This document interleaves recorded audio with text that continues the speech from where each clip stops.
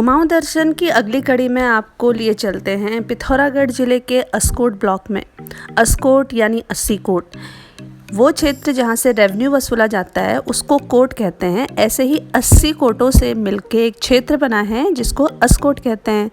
पाल राजाओं के शासनकाल में, जैसा आपको स्क्रीन पर दिख रहा है, उनका महल है जो एक पहाड़ी के टॉप पर बना हुआ है, जो कि अस्कोट में ही स्थित है। कुमाऊं गढ़वाल क्षेत्र में ईष्ट देवता व क्षेत्र देवता की बड़ी मान्यता है। ईष्ट अपने कुल के देवता होते हैं जो हर कुल के लिए अलग अलग होते हैं, और क्षेत्र देवता उस पर्टिकुलर क्षेत्र में रहने वाले सभी लोगों के रक्षक होते हैं, चाहे वो किसी भी कुल के हों। अस्कोट क्षेत्र में भी विभिन्न जातियों के रक्षक यहाँ के क्षेत्र देवता हैं, जो कि मल्लिकार्जुन स्वामी हैं, जो शिव का ही रूप हैं। वो इस क्षेत्र में रहने वाले किसी भी जाति के, चाहे वो बिष्ट हो, पाल हो, धामी हो, बोरा, खोलिया, कठायत इत्यादि कोई भी हो, उन सभी के रक्षक हैं। भगवान मल्लिकार्जुन स्वामी की स्थापना के संबंध में भी बड़ी रोचक कथा है। अस्कोट क्षेत्र नेपाल सीमा के बहुत ही समीप स्थित है।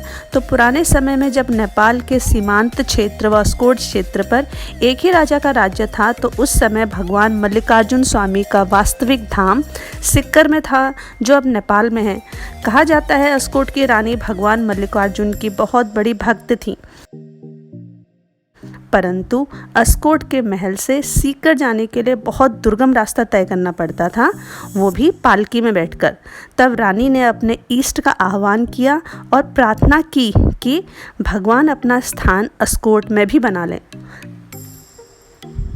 तब उनकी प्रगाढ़ भक्ति के वशीभूत होकर सिक्कर नेपाल के वास्तविक धाम से एक घंटी उड़कर आई और अस्कोट के इस पर्वत पर स्थापित हो गई। बहुत समय तक इस बात की जानकारी किसी को भी नहीं हो सकी। इस पर्वत पर रोज बसेड़ा जाति वालों की गायें चरने जाया करती थी। एक गाय प्रतिदिन एक शिला के ऊपर अपना पूरा दूध चढ़ाती थी। यह घटना दिन प्रतिदिन होने लगी। गाय शाम को जब घर जाती तो थन में कुछ भी दूध नहीं रहता। परेशान मालिक ने दूसरे दिन गाय का पीछा किया और देखा कि गाय रोज की तरह उस पर्वत पर गई जहां घंटी विराजमान थी, और उसी के बगल में एक शिला के ऊपर अपना पूरा दूध चढ़ा दिया। ये देखकर गाय का मालिक आग बबूला हो गया और उसने कुल्हाड़ी से उस शिला के 2 टुकड़े कर दिए। शिला पर कुल्हाड़ी पड़ते ही उसमें से खून की धारें बहने लगी।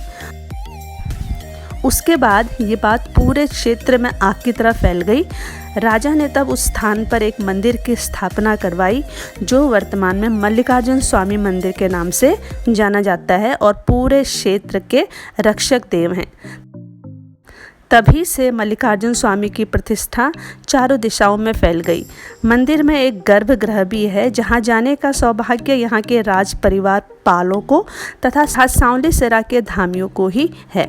बाकी जाति वाले इस मंदिर के बाहरी कक्ष तक ही सीमित हैं तथा कुछ जातियाँ मंदिर के द्वार तक ही जाने की अनुमति रखती। ये प्रथा व प्रक्रिया सालों से चली आ रही है और भगवान मल्लिकार्जुन स्वामी अपने समस्त भक्तों पर कृपा करते हैं।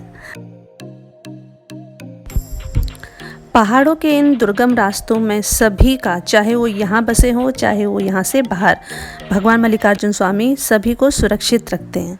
जय मल्लिकार्जुन स्वामी।